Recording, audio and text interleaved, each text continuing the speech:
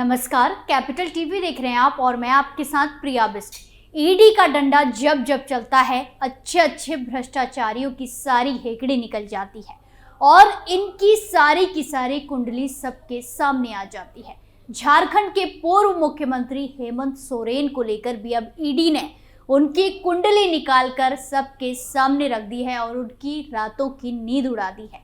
पहले ही हेमंत सोरेन को ईडी ने गिरफ्तार करके उन्हें बड़ा झटका दिया था, लेकिन अब उनके सारे राजों से पर्दा हटा रही है और एक एक करके सारे राज खुल रहे हैं, जिसे हेमंत सोरेन बुरी तरह से फंसते हुए नजर आ रहे हैं।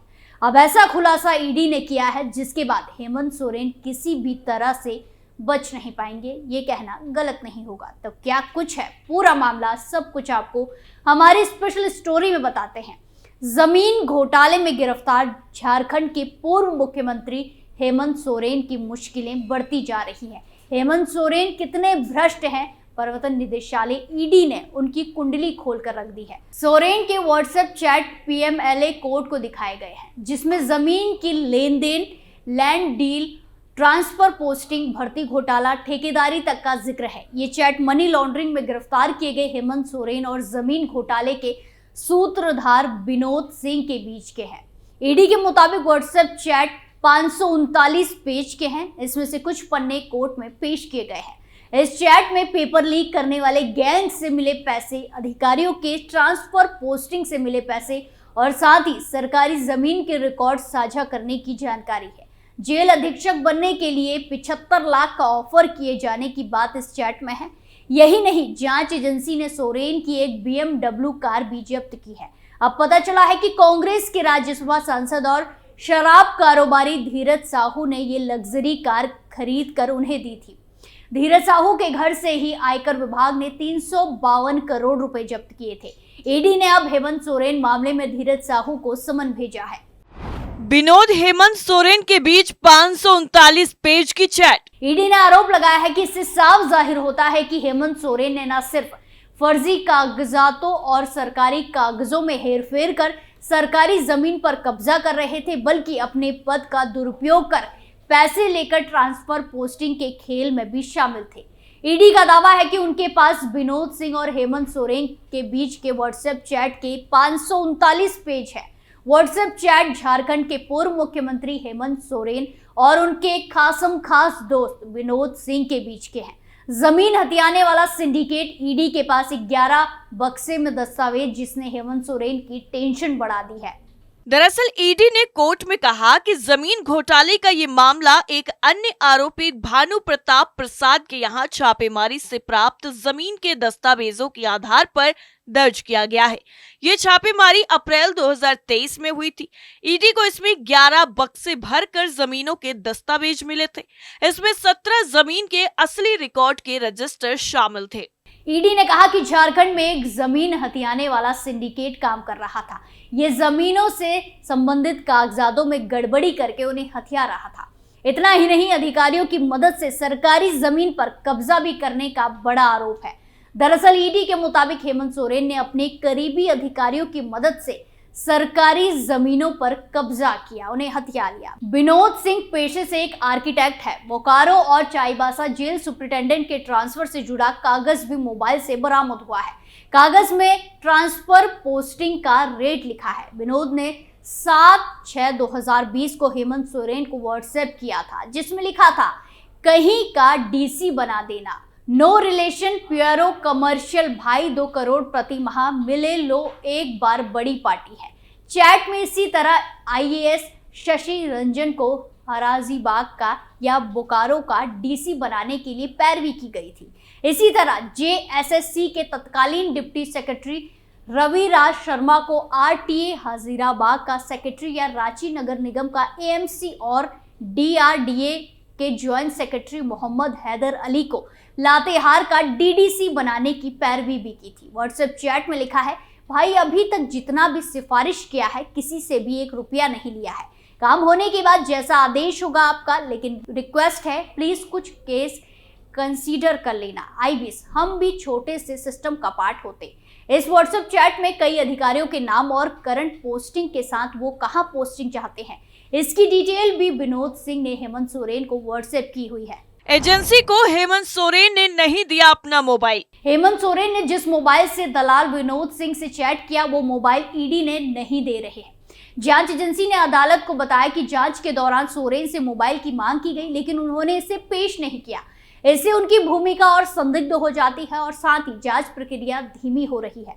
खास बात यह है कि विनोद सिंह के साथ हेमंत सोरेन की जो बातचीत है उसमें साफ दिखाई दे रहा है कि मामला सिर्फ जमीन घोटाले या उस पर कब्जे का नहीं है, बल्कि झारखंड में ट्रांसफर पोस्टिंग का भी खेल चल रहा था। इस ट्रांसफर पोस्टिंग के जरिए अवैध कमाई की जा रही थी। इसके अलावा विनोद के फोन से एजेंसी को झारखंड स्टाफ सिलेक्शन कमीशन की परीक्षा में शामिल होने वाले बच्चों के एडमिट कार्ड की फोटो भी मिली है, जिससे एजेंसी को शक है कि भर्तियों में भी घोटाला किया गया है। धीरज साहू ने हेमंत सोरेन को दी थी BMW कार। ईडी ने हेमंत सोरेन के दिल्ली स्थित घर से एक BMW कार जब्त की है। अब पता चला है कि ये कार कांग्रेस के राज्यसभा सांसद और शराब कारोबारी धीरज साहू ने ये लग्जरी कार खरीद कर उन्हें दी थी और कार धीरज साहू के मानेसर में मौजूद घर के पते पर पंजीकृत थी। वहीं धीरज साहू, जिनकी कंपनी से इनकम टैक्स ने 352 करोड़ रुपए जब्त किए थे, छापेमारी करके ईडी ने साहू सोरेन लिंक का पता लगाया। ईडी ने झारखंड से कांग्रेस के राज्यसभा सदस्य धीरज प्रसाद साहू को समन भेजा है। एजेंसी हेमंत सोरेन से जुड़े मनी लॉन्ड्रिंग केस में उनका बयान दर्ज करेगी। धीरज प्रसाद के आवास पर दिसंबर 2023 में आयकर की अब तक की सबसे बड़ी छापेमारी हुई थी। इस छापेमारी में उनके ओडिशा स्थित ठिकानों से 151 करोड़ से भी ज्यादा की नगद रकम बरामद की गई थी। ईडी को हेमंत सोरेन से धीरज साहू के संबंधों के कुछ सबूत हाथ लगे हैं। झारखंड में जिस जमीन घोटाले से जुड़े केस में ईडी ने पूर्व मुख्यमंत्री हेमंत सोरेन को गिरफ्तार कर लिया है, अब उसी केस में कांग्रेस सांसद को भी ईडी ने समन भेजा है। झारखंड से कांग्रेस के सांसद धीरज साहू को जांच एजेंसी ने ये समन भेजा है। आरोप लग रहा है कि धीरज साहू ने हेमंत सोरेन को BMW दी थी।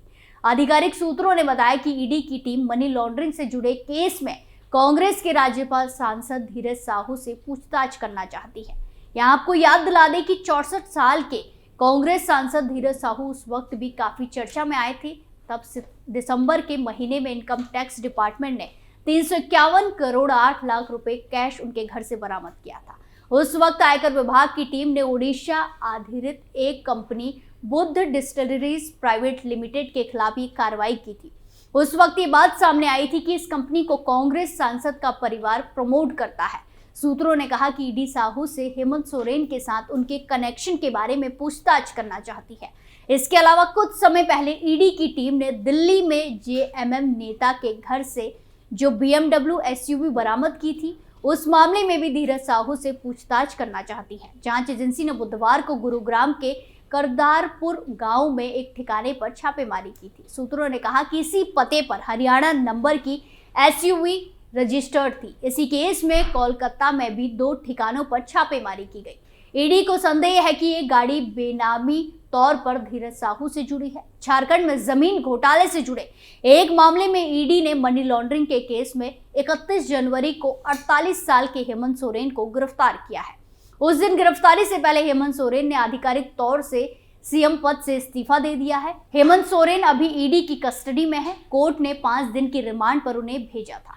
अब उनकी रिमांड 5 दिन और बढ़ा दी गई है। गिरफ्तारी के बाद उन्होंने झारखंड के मुख्यमंत्री पद से इस्तीफा दे दिया था। उनकी जगह चंपई सोरेन मुख्यमंत्री बने हैं और अब हेमंत सोरेन की मुश्किलें और ज्यादा बढ़ने वाली है, क्योंकि व्हाट्सएप चैट से जो खुलासे हुए हैं वो हेमंत सोरेन के लिए बड़ी मुश्किलें पैदा कर रहे हैं। और अब देखना होगा कि इस मामले में ईडी आगे क्या कुछ एक्शन लेती है।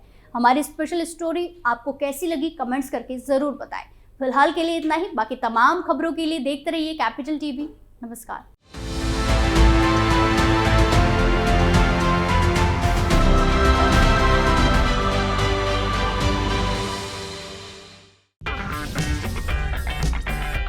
अगर आपको हमारा वीडियो पसंद आया हो तो इसे लाइक करें, हमारे चैनल को सब्सक्राइब करें और हाँ, बेल आइकन दबाना ना भूलें ताकि आप तक हमारे वीडियो की नोटिफिकेशन पहुंचती रहे। आप अपना सुझाव हमें कमेंट बॉक्स में दे सकते हैं। हमारे साथ जुड़ने के लिए शुक्रिया।